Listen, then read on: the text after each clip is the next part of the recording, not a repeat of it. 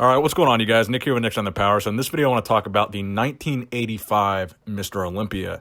Now, the 1985 Mr. Olympia was an interesting one for a couple of reasons. Number one, Lee Haney would return for the second time to the Olympia stage to defend his Mr. Olympia title, which he won for the first time in 1984, and further solidify his place as one of the greatest Mr. Olympias of all time, and really beginning that reign and letting people know Lee Haney was here, to stick around. This was going to be a guy that was going to be winning multiple Mr. Olympias, and this really solidified the beginning of the Lee Haney era at the Mr. Olympia. Now, another interesting thing that happened at the 1985 Mr. Olympia was the Sergio Oliva retirement.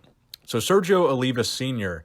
won the Mr. Olympia in 1967, 1968, and 1969, and would return to the Mr. Olympia after a hiatus from the IFBB in 1984.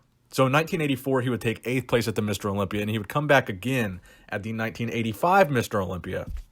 Now, Sergio Sr. would take 8th at the 1985 Mr. Olympia, and this would be his final appearance on the Olympia stage, and he would retire from bodybuilding after this appearance. So in that sense, the 1985 Mr. Olympia was historical from the standpoint of it was the last time we would see 3-time Mr. Olympia Sergio Oliva on a competitive bodybuilding stage.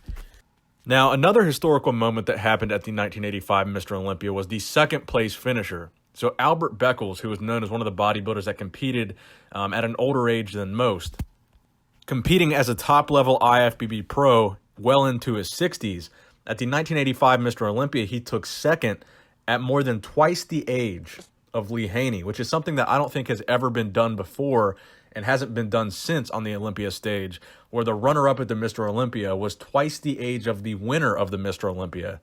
I think the closest scenario that we had to this scenario was back in 2015 where Dexter Jackson took second to Phil Heath. I think that was the second biggest age gap from first to second in comparison to Albert Beckles versus Lee Haney. So that was a very historic moment in bodybuilding history. Now, the other interesting thing about the 1985 Mr. Olympia was the legendary lineup that you had at this Olympia. So not only did Albert Beckles take second here, but he took second in a very impressive lineup. So Rich Gaspari took third here. Obviously, Rich Gaspari is a legend in his own right. He was the first ever winner of the Arnold Classic in Columbus, Ohio. You had Muhammad Makawe coming in fourth here.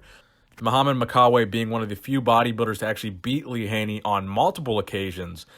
So he had that distinction going for him going into this Olympia. You had Mike Christian, Barry DeMay, who's better known as the Flexing Dutchman, coming in 6th place here. Then in 7th place, you had Tom Platts, who Tom Platts basically got back in the hunt at the 1985 Mr. Olympia. He had been on kind of a decline ever since that 1981 Mr. Olympia where he took 3rd. He would take 6th in 82. Then he would drop all the way down to 10th when he competed at the 1984 Mr. Olympia. So 1985 was kind of a redemption Mr. Olympia for Tom Platts, getting back in the hunt by placing 7th there, improving his placing by 3 places.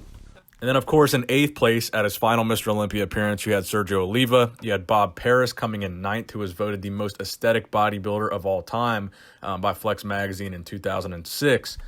And then, of course, outside of the top 10, you had guys like John Brown, Tony Pearson, Danny Padilla, Jacques Novell, Johnny Fuller, and 24 total competitors at the 1985 Mr. Olympia. So a very impressive lineup and just a legendary array of classic-looking physiques.